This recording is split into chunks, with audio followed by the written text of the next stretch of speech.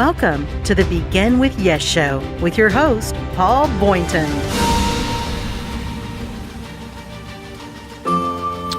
Hey, welcome to Begin with Yes, our new video adventure, journey, incredible, amazing experience. That's an experiment too, because this is actually our third show, and I'm so happy and excited to have a guest that is a friend of mine who I've known for a real long time.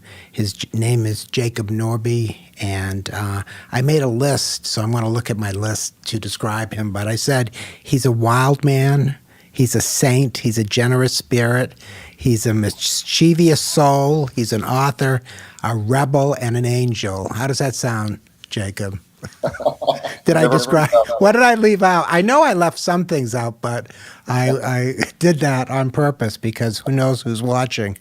And Jacob's also the author of several books. His latest, which is called Blessed Are the Weird, a manifesto for creatives, which is it's my favorite book of all that he's written, and we'll talk a little bit about that. And we're also going to be talking about the ups and downs of life, the sometimes gentle ups and downs, and sometimes the mad swings that leave us feeling at best confused and sometimes beyond confused. So, Jacob, we've got an interesting topic to chat about for 15 minutes, but let's get to, for a minute, Blessed Are the Weird.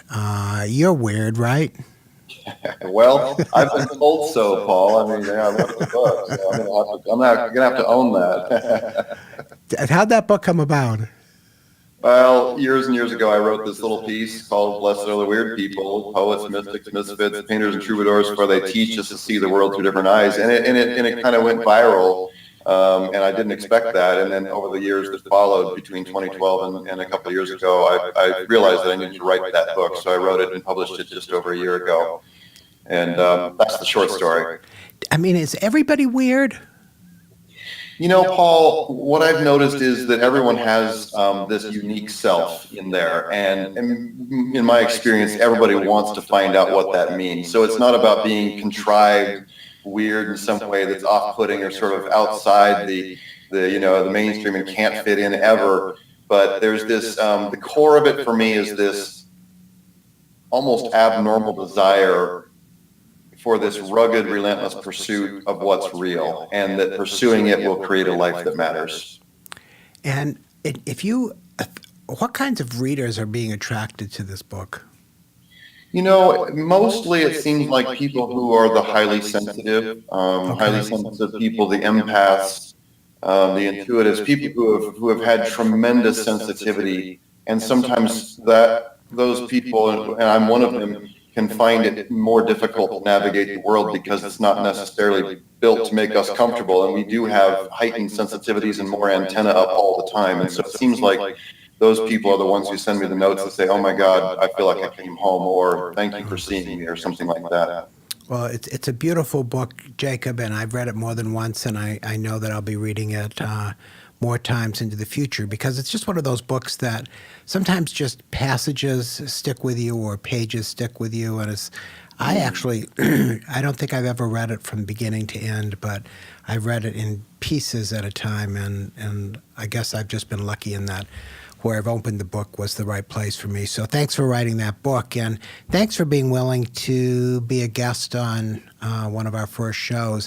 You know what I'd like to do today, Jacob, is go, now that I've got you as a captive participant for a few minutes, go someplace where people don't usually go when they're being interviewed on TV or radio, and that is to some of the highs and lows that are part of everyone's life. And you and I have been friends for a long enough time that we know that we've each had good days and bad days and good months and even good years and bad years. And so I want to talk a little bit about your experience of those highs and lows and what you've learned about them and how you move forward in spite of them. And somehow, if you can tie it all back to the things that we've talked about from a Begin with Yes perspective, that would be cool. But if you can't, let's just talk about it anyways, okay? So let me start by asking you, where are you right now? Are you at one of the highs, or are you at one of the lows, or somewhere in between, or going back and forth?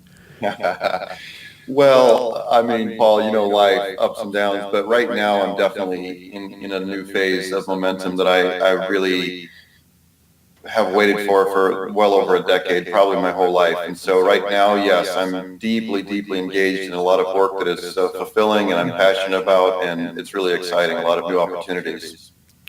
So, given that answer, that suggests that you've had long periods where you weren't at that stage. Is that true?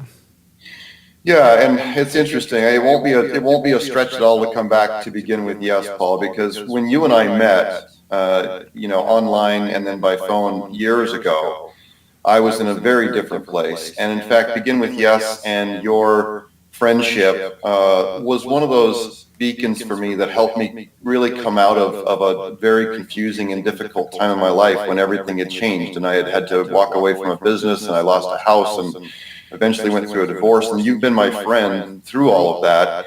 In fact, that's one of the tremendous values for me has been to have you be someone with whom I could be really honest during those periods of time. And I knew from your work, and what most people get to see, that you were capable of, not necessarily trying to fix me, but just giving me some ideas about here's some practical things that you can do that'll help you begin moving out of an old dream that has faded or fallen apart, and begin to slowly, one step at a time, go toward what feels real. And I owe you a tremendous debt of gratitude for your work and for your friendship in that way. Well, thanks for that, Jacob. And you know as well as I do that it's always been a two-way street. One of the things that I'm struck with in listening to you talk, and I have to go back a bit to when we were beginning to just get to know each other a little bit. At the beginning, when you were going through some of those really dark or difficult times, I might not have known that had you not talked about it. And I'm wondering, I mean, what that brings up for me is that there have been many times when I've gone through difficult times in my life, and yet the outward face that I put on for the world to see is not one of darkness or depression, or I sort of like take a deep breath and rise to the challenge. In fact, I can remember an old TV show I did, and this goes back many, many years ago, and the studio was on. I had to go up 2 flights of stairs to get to the studio, and I was going through one of the most depressing times of my life, and I would use that climbing the stairs as a way of getting ready to be on TV and putting on my smile and presenting myself to the world as this happy, competent, totally together TV host. And I think to a certain extent, a lot of us do that, and that comes at a cost. I'm not saying we shouldn't do that, because I'm not even sure what the right answer is, but I wouldn't have known some of the stuff that you were wrestling with had you not told me. And do you just put on a happy face and march through life, or talk about that a little bit if you can? Well, Paul, what I've had to learn is that it's not fake to have an inner world that not everybody gets to get into, because I've discovered that it's not always a safe place in the world to share the deepest challenges and struggles. And so having a close circle of friends who are capable of making a safe place and are willing to do it, for me, that's a tremendous value, which means that, I don't try to go out in the rest of the world and spill it all out on them. And I also try not to lie about things. So there will be some things come out occasionally where I'll share, hey, this is what I'm wrestling with, or this is what's happening right now. So I feel like there are layers to it for me. And so the people I trust the most get to get in there and we can communicate. And usually that happens very much in private. Okay. It reminds me that if we evaluate the people around us, the people that we see in the office every day, or the people that we see picking up our pooch from daycare or picking up the kids or at the grocery store, if we assume that their lives are going perfectly or beautifully or easily, that many times would not be the truth of what's going on with them.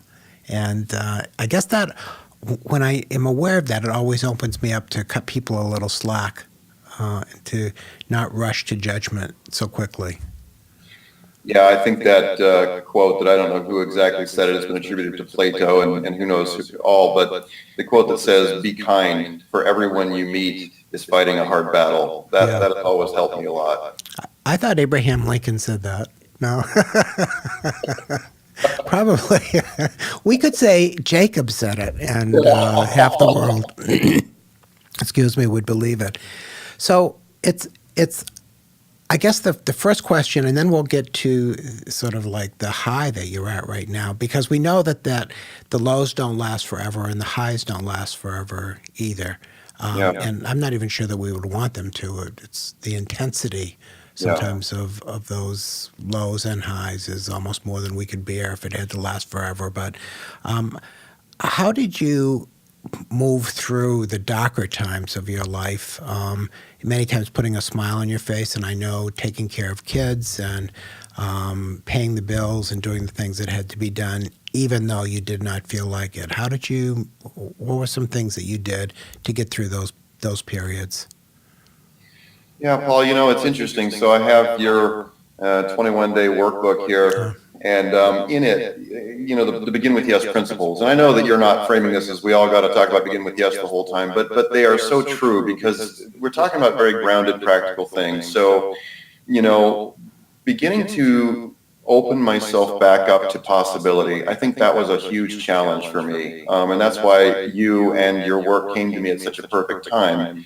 Because I had a lot of disappointments about things that had happened. I was still carrying a lot of those around. So beginning to open back up slowly to not rush out and try to create something big again right now, but just begin to say, okay, it's all right. It's really good to dream again, to open myself back up to that. And then I found that on a day-to-day basis, it would help me a lot, and still does, to develop private rituals, supportive rituals that would help me have this mental framework of saying, okay, my life is together. I'm making practical, smart choices today. So for me, those things include some inner work, journaling, and I do that almost on a daily basis. And that helps me, get the stuff that's at the top of the surface kind of expressed, because those feelings can churn up in there for a long time. So that's one thing. And then the other simple thing is I make my bed every day.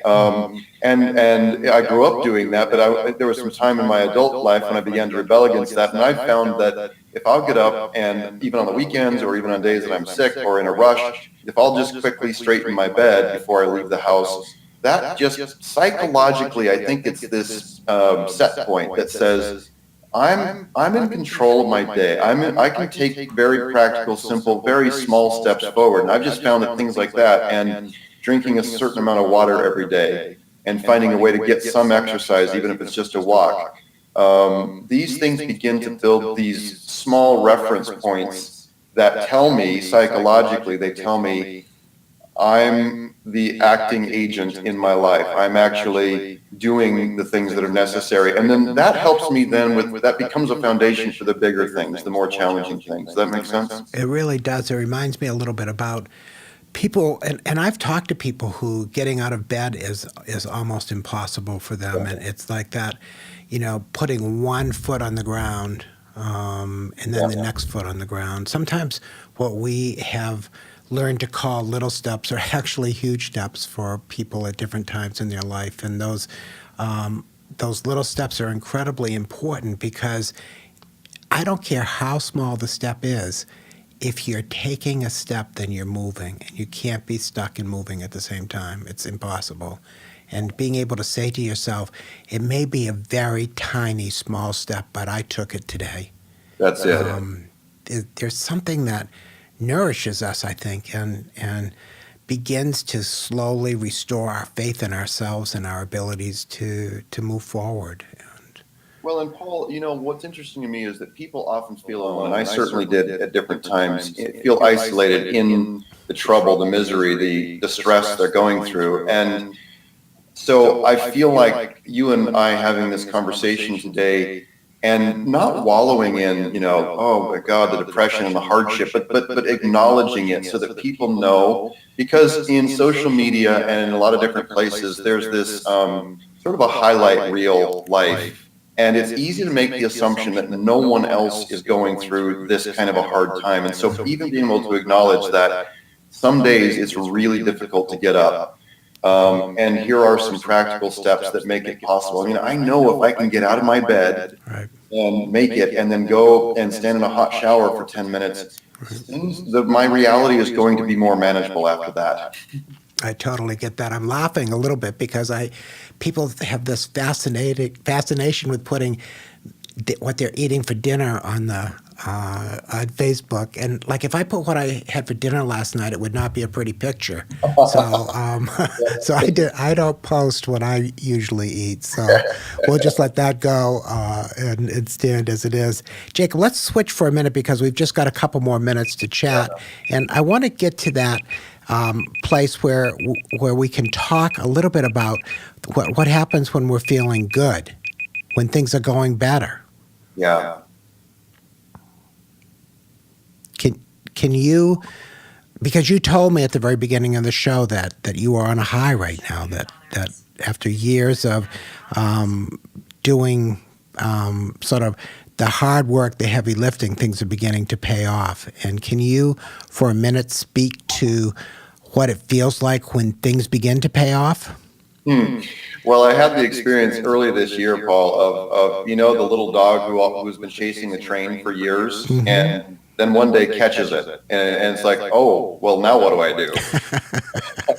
This is big. I think learning how to trust life, learning how to trust the slow, boring downtimes, and realize they have something to teach. And then when it comes that the things I've been working for so long and wondering how they would show up or if they would show up, trusting that this new speed, if I will lean into it, and it's kind of like someone learning to swim. I had a trouble learning to swim, but then when I got it, I began to trust the water and trust my body in the water. So I feel like that's a new kind of discipline. It's one thing to learn how to walk through the hard times, but learning how to trust the momentum and the speed.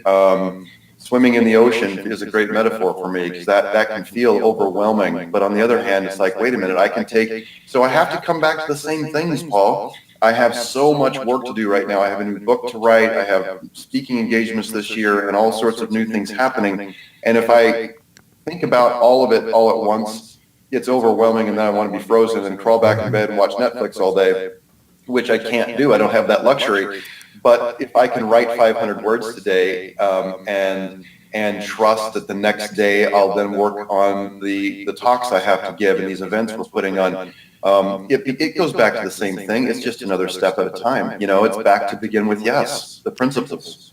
Jacob, how can people find you on Facebook or other social media platforms, or what's your website? Make it easy for people. All right. The easiest way is probably just go to blessedweirdbook.com, and there you can read an excerpt. Book just came out on audio, which I'm really excited about. And or you can search Facebook for Blessed Are the Weird. That's probably the easiest. And that's not my only thing, but probably that's the most memorable at the moment. So that's probably the easiest way to find me. Okay. And before I let you go, I want to sort of put you on the spot and let you tell me the first thing that comes to your mind. Knowing that there are almost 2 million Facebook fans out there, and you have this opportunity to speak to many of them, what's one thing you'd like to tell that group of people?